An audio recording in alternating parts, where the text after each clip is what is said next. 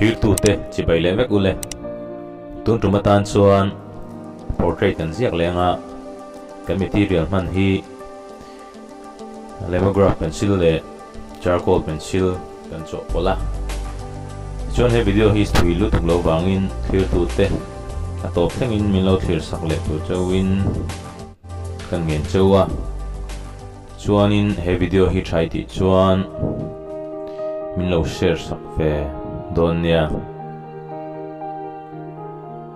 in ngai dan te comment section lama khan min lo soi sak ula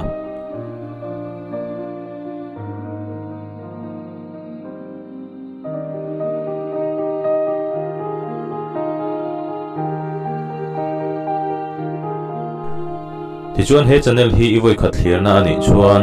a hnuaia subscribe button le bell button te kha khongain min lo me sak ve don nia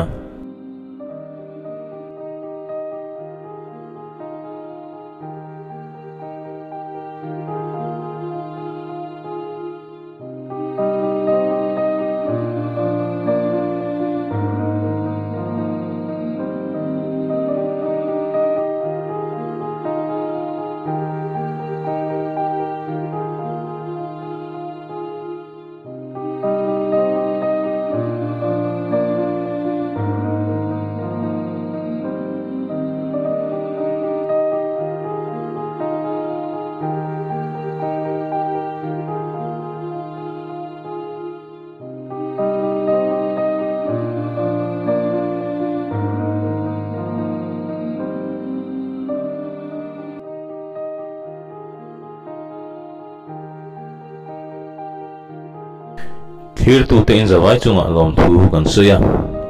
tun tuma tan chuan in zawai in motui mangthra choi tui le vek ule